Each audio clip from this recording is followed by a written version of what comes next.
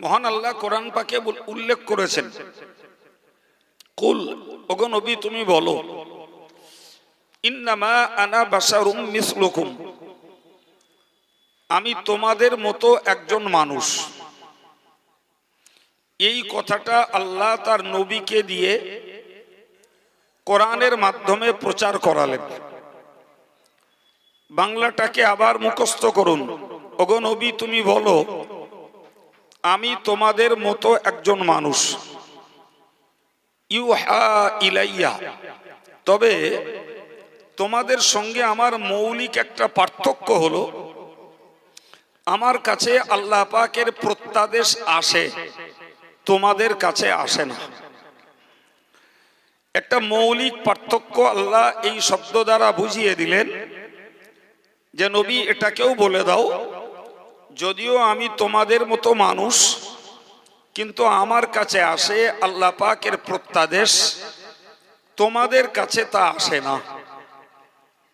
সম্মানিত ভাইরা, এই ছোট্ট অংশটুকু থেকে আমরা এই জ্ঞানটুকু লাভ করতে পারলাম, নবী ফেরেশতা নন, নবী জিনও নন, নবী মানুষ, এবং আমাদের মতোই অঙ্গ প্রত্যঙ্গধারী মানুষ রাসূল ছিলেন। কিন্তু পার্থক্য এই জায়গাটায় যে তার কাছে আল্লাহ পাকের বার্তা আসতো, আমাদের কাছে তা আসে না। বরং আমরা যেটুকু আল্লাহর বার্তা লাভ করেছি সেটা নবী পাকের মাধ্যমে। সুবহানাল্লাহ।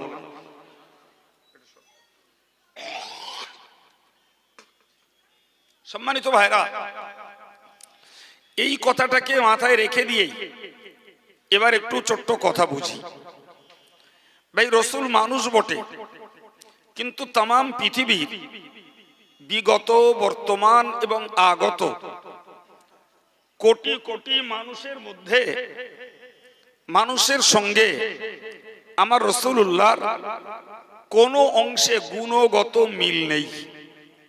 সুবহানাল্লাহ বলেন। আমার ভাষাগুলো মুখস্থ করুন, বার্তা কমতা করার জায়গা নেই। তামাম পৃথিবীর কোটি কোটি মানুষের সঙ্গে আমার রাসূলুল্লাহর গুণগত কোনো মিল, কি বলেছি, নেই। কথা বলুন। হয়তোবা আকৃতিগত, অঙ্গগত মিল আছে, কিন্তু গুণগত কোনো মিল নেই।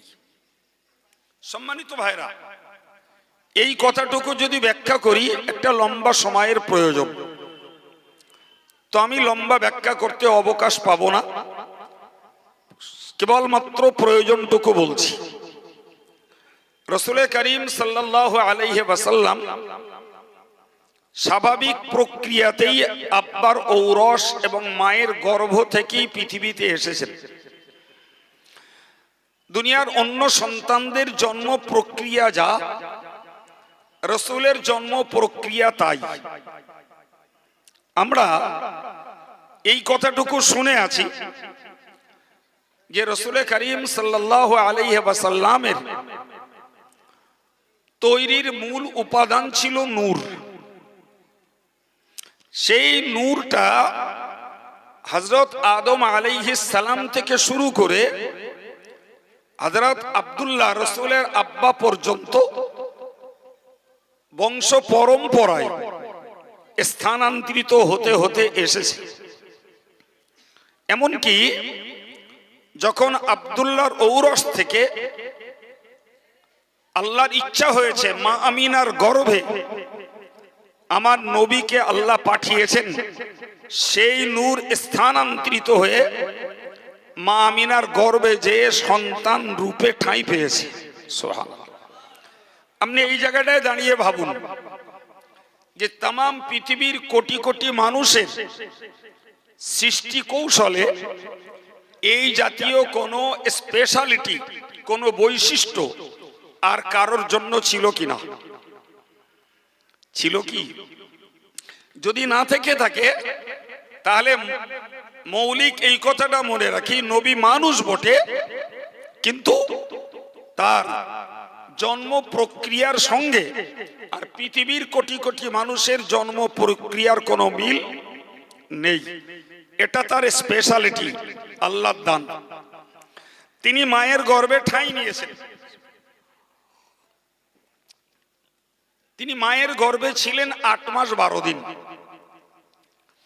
এই 8 মাস 12 দিন রাসূলুল্লাহ মায়ের গর্ভে জন্ম নিয়েছেন রজব মাসের 1 তারিখ বৃহস্পতিবার। কি মাস বলেছি? রজব মাসের 1 তারিখ বৃহস্পতিবার। আর ভূমিষ্ঠ হয়েছেন, ঐতিহাসিকদের মতভেদ, কেউ বলেছেন রবিউল আউয়ালের 2 তারিখ, কেউ বলেছেন 8 তারিখ, কেউ বলেছেন 10 তারিখ, কেউ বলেছেন 12 তারিখ।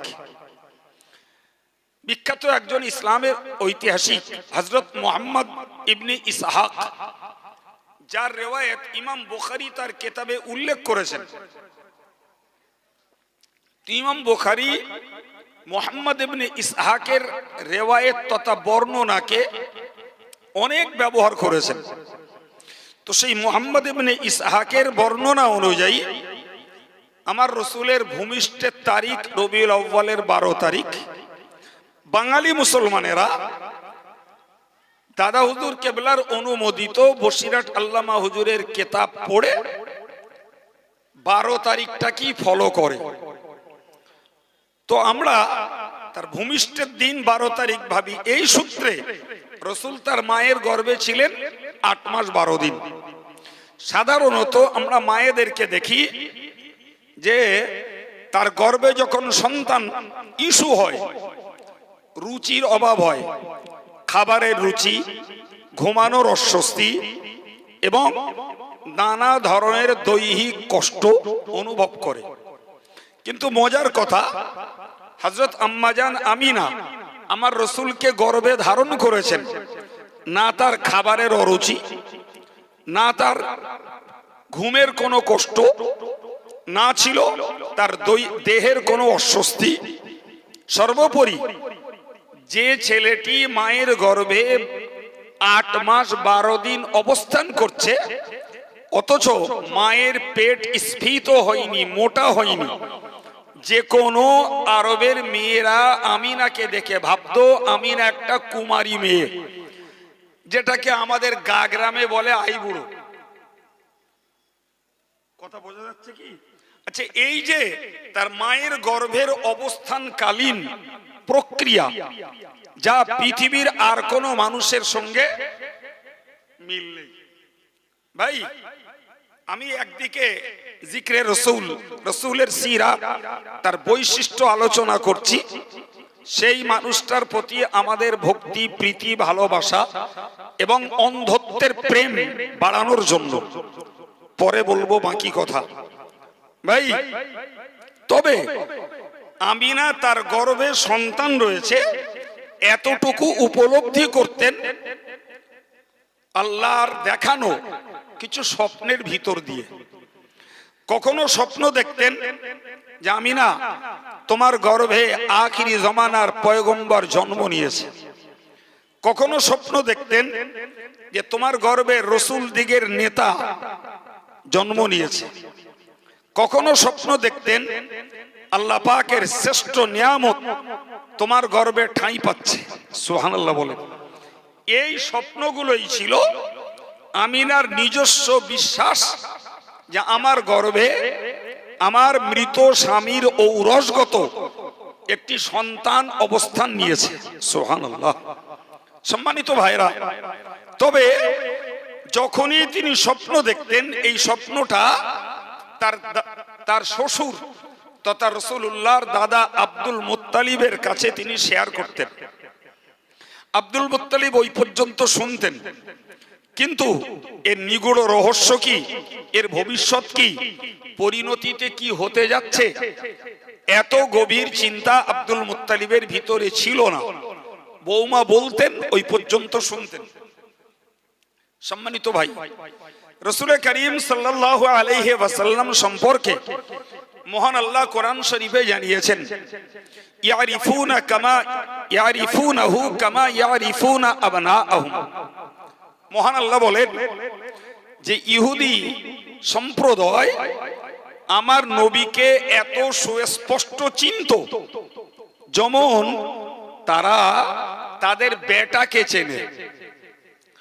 আরে একটা বাপ তার বাচ্চাকে 100% চেনে, তো কোরআন বলছে যে আমার নবীকে ইহুদিরা এত স্পষ্ট চিনত যেমন একটা বাপ তার বেটাকে চেনে।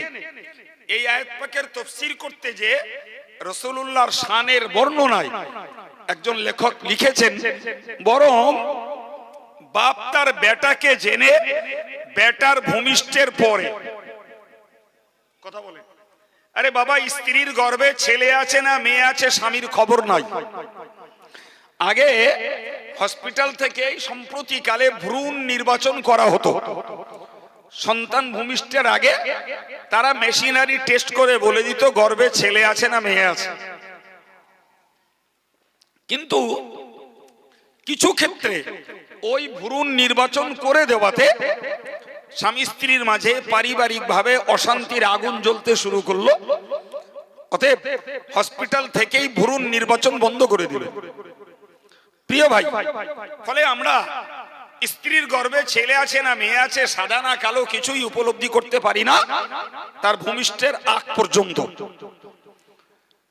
অথচ রাসূল করিম সাল্লাল্লাহু আলাইহি ওয়াসাল্লামকে তার ভূমিষ্ঠের পূর্বেই ইহুদি সম্প্রদায়ের কাছে দিবা লোকের মতো রাসূলের পরিচিতি ছিল স্পষ্ট। সুবহানাল্লাহ। খিচড়ি খেয়ে বাড়ি যেয়ে বলেন নাকি না আগে খাইয়ে দেবো, দেখি খিচড়ি হয়েছে কি খাইয়ে দেই, সুবহানাল্লাহ একটু বড় হই কি দেখি। আপনি বলেন পৃথিবীর কোন সন্তান তার মায়ের গর্ভ থেকে বেরোনোর আগে তার বাপের কাছে পরিচয় পায়, তার বাপ তার পরিচয় পায়, কিংবা ওই সন্তানের ভবিষ্যৎ জ্ঞান গুণ যোগ্যতা আর পদ আর তার আদর্শ কর্মজীবন কোন বাপ মা কোন নেতা নেত্রী আর কোন গ্রামবাসী আর কার কাছে কোন সন্তানের পরিচয় আছে? নেই। রাসূল অঙ্গ প্রত্যঙ্গের মানুষ, কিন্তু এই মূল্যায়ন গুলো যদি না করি তাহলে রাসূলকে চিনলাম না। ফলে আমি জিক্রে রাসূলের জন্য রাসূলের জব চর্চা করার জন্য কথাগুলো বলছি। প্রিয় ভাই আমার, প্যারে নবী সাল্লাল্লাহু আলাইহি ওয়াসাল্লাম ইহুদি জাতির কাছে এতটা পরিচিত যে বাপের সন্তান স্ত্রীর গর্ভ থেকে জন্ম নেয়, তারপরে বাপ চেনে আমার একটা ছেলে হয়েছে। ছেলেটা কালো, ছেলেটা সাদা, ছেলেটার নাক চাপটা, একটা আঙুল নেই, যা যে অবস্থায় বেরোয় ওই অবস্থাটা বাপ পর্যবেক্ষণ করে। কিন্তু ইহুদিদের কাছে আমার নবী ছিলেন আলোর মতো স্পষ্ট। কেন এই বৈশিষ্ট্য? বর্ণনায় এসছে আব্দুল মুত্তালিব রাসূলের ভূমিষ্ঠের রজনীতে যে রাতের ভোরে রাসূল জন্ম নেন, আব্দুল মুত্তালিব ছিলেন কাবার চত্বরে। আব্দুল মুত্তালিব তৎকালীন সময়ে কাবার মোতাবাল্লি, উনি রাতের বেলা ওখানে।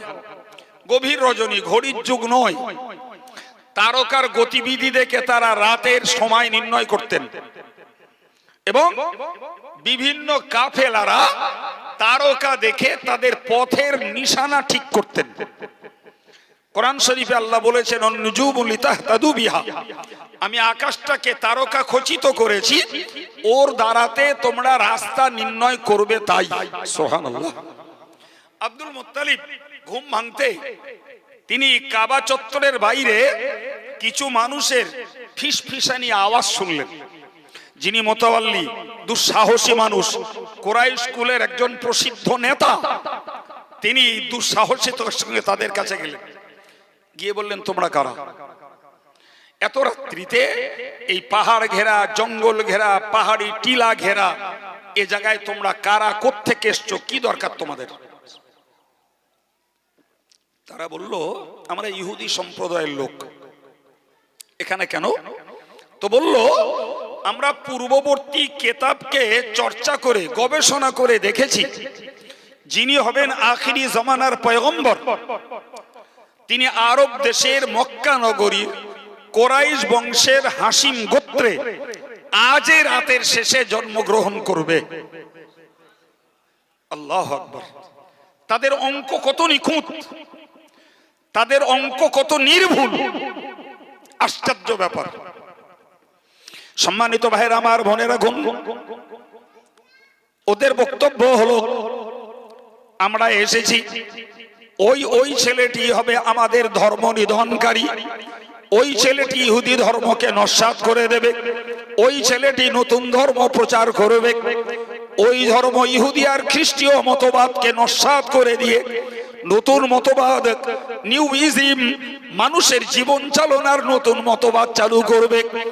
আমাদের প্রচেষ্টা হলো ওই ছেলেটাকে আতুর ঘরেই তাকে হত্যা করে দেব।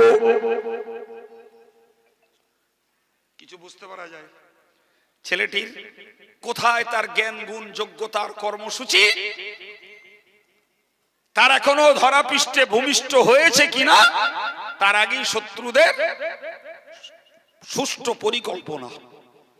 আব্দুল মুত্তালিবের মাথায় খেলে গেল যে এমন করব, অভূতপূর্ব সন্তান যদি জন্ম নেয় সেটা আমার মৃত বেটা আব্দুল্লাহর ঔরসজাত মা আমিনার গর্ভজাত সন্তান হবে।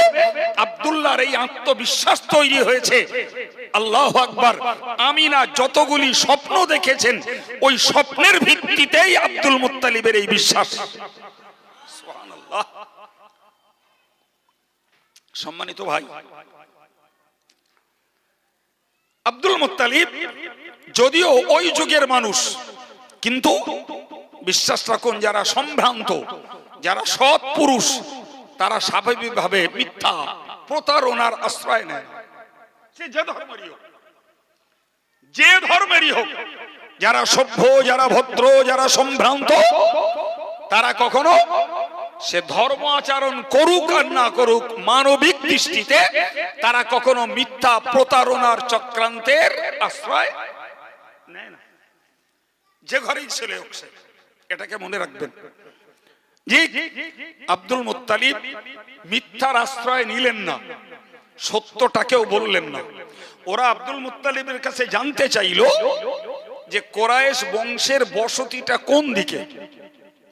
তো ধরুন হাফ কিলোমিটার বেস করে কোরাইশদের বসতি, যেদিকে রসুলের ঘর, যেখানে মা আমিনার কুঁড়ে ঘর, ওই দিকটায় না দেখিয়ে দিয়ে তিনি কোরাইশদের বসতির আরেকটা সাইড দেখিয়ে দিয়ে বললেন ওই দিক থেকে কোরাইশদের বাস। মিথ্যা বলেছেন, এই হিকমত আল্লাহ দেওয়া। ওরা ওই দিকে অভিযান করলো, আর আব্দুল মুত্তালিব তার মুডটাকে চেঞ্জ করে রসুলের ঘরের দিকে গেলেন। সুবহানাল্লাহ বল। সম্মানিত ভাইরা আমার, বাইরে দাঁড়িয়ে আমিনাকে একবার ডাক দিয়েছেন, ওগো আমিনা। প্রিয় নবী সরকারে দো আলমের গর্ভবতী সৌভাগ্যবতী মা আমিনা বললেন, আব্বাজান, আমি এই মাত্র একটি শিশু পুত্র প্রসব করেছি। আব্দুল মুত্তালিব শিউরে উঠলেন। তার একদিকে ওই লোকটা, ওই লোকগুলোর কথা, আর একদিকে আমিনার গর্ভস্থ সন্তান প্রসব হওয়া, দুইয়ের সমন্বয়ে তিনি বুঝে গেলেন ওরা সন্ধান করছে এই বাচ্চাটাকেই। উনি এক কথায় বলে দিলেন, ও আমিনা, এই সন্তানের শত্রুরা এই পাড়া সে পাড়ায় ঢুকে পড়েছে, এই মহল্লায় অনুসন্ধান করছে। আমিনা, আমি বাইরে পাহারাদারিতে আছি, তুমি যদি কোনো আঁচ ধাঁচ কিছুই উপলব্ধি করো তাহলে আমাকে একবার তুমি সতর্ক করবে। এই বলে আমিনাকে অভয় বাণী দিয়ে তিনি বাইরে দাঁড়িয়ে গেলেন। একটু চিল্লে বলবেন সুবহানাল্লাহ। আমি ঈমানওয়ালা মুসলমানদের কলিজার ভিতরে রাসূলকে চেনার জন্য, রাসূলের প্রীতি, ভালোবাসা, মহব্বত প্রতিষ্ঠার জন্য তথ্যগুলোকে আপনার সামনে তুলে ধরে বলতে চাইছি। বলুন না, সারা পৃথিবীতে সারা পৃথিবীতে কত মানুষকে দেখেছি, ঋষি মনীষী, জ্ঞানী অজ্ঞানী, প্রিয় ভাইরা আমার, নেতা মন্ত্রী, রাষ্ট্রনেতা, স্বাস্থ্য নেতা, কত লোককে জীবনে দেখলাম, ইতিহাস পড়লাম, কিন্তু রাসূল করিম সাল্লাল্লাহু আলাইহি ওয়াসাল্লামের তার জন্মের পূর্ব থেকে আর জন্ম নিয়ে আর পরবর্তী জীবন নিয়ে যে গুণাবলীতে ভরা, ওই গুণ বিশিষ্ট মানুষ তো পৃথিবীতে দ্বিতীয় কেউ জন্মায়নি। জন্মেছে বাবা? কেউ জন্মেছে? কেন এই বৈশিষ্ট্য? হাত তার দুটো, পা তার দুটো, নাকের ছিদ্র তার দুটো, চোখ তার দুটো, জিহ্বা তার একটা, মাথা একটা, ভাই কলব রাসূলেরও একটা। অর্থাৎ পৃথিবীর সাধারণ মানুষের অবয়বের যে যে অঙ্গ রাসূলের তাই, একটাও বেশি না, কিন্তু তার টোটাল লাইফটাই একটা অসাধারণ বৈশিষ্ট্যে এবং অলৌকিকত্বে ভরা।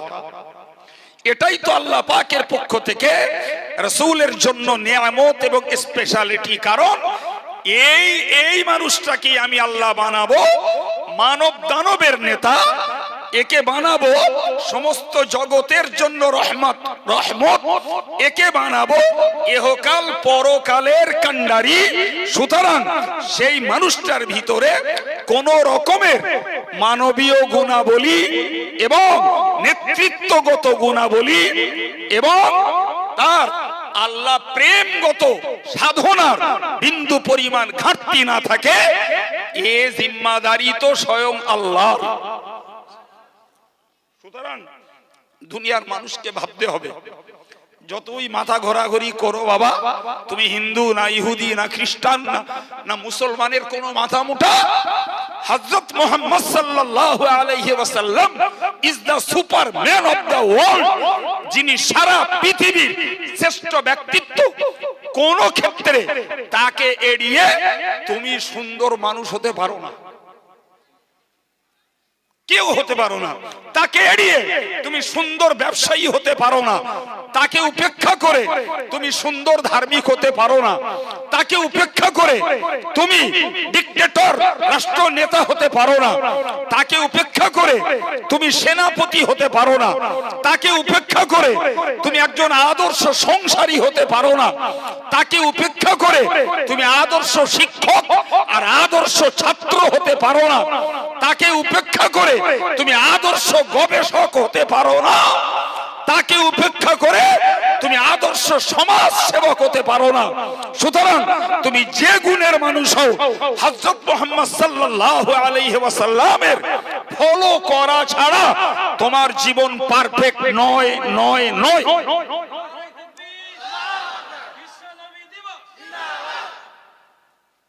সম্মানিত ভাইরা আমার, আমি আপনাকে বোঝাতে চাই, বিশ্বনবী মুহাম্মদ সাল্লাল্লাহু আলাইহি ওয়াসাল্লাম এরূপ স্পেশালিটি, এরূপ মিরাকেল, তার জীবনের অলৌকিকত্ব ভরা। সবগুলো তো আল্লাহর দান। কার দান? জোরে বলেন কার দান? আমার দেশের কিছু মূর্খ রয়েছে, এই মূর্খগুলো মনে করে মুজিজা নবী দেখায় আর কারামত পীর সাহেবরা দেখায়। ডাহা ভুল কথা। মন থেকে এরকম ভ্রান্ত বিশ্বাসকে মুছে ফেলা উচিত। মুজিজা দেখানোর মালিক আল্লাহ, কারামত প্রকাশ করানোর মালিকও। জোরে বলেন। কোরআন শরীফে আল্লাহ বলেছেন, কুল, হে নবী তুমি বলো, ইন্নামাল আয়াতু ইনদাল্লাহ, যত রকমের নিদর্শন সবকিছু আল্লাহর কাছে। কার কাছে? জোরে বলেন কার কাছে?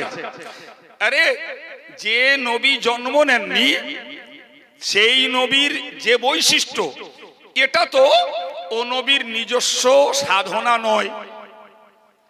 যে নবীর জন্মটাও একটা অলৌকিকত্বে ভরা, ওটাও ও নবীর নিজস্ব বৈশিষ্ট্য নয়। তার দুগ্ধ পোষ্যকালীন জীবনের বৈশিষ্ট্য, ওটাও তার নিজস্ব বৈশিষ্ট্য নয়। তার শৈশবকালীন বৈশিষ্ট্য, এটাও তার নিজের নয়। সবগুলো ঘটিয়েছেন কে? জোরে বলেন। আল্লাহ। এই আত্মবিশ্বাস কখনো না পাল্টাই আমরা। ওর ভিতরে লুকিয়ে আছে আমাদের ঈমান।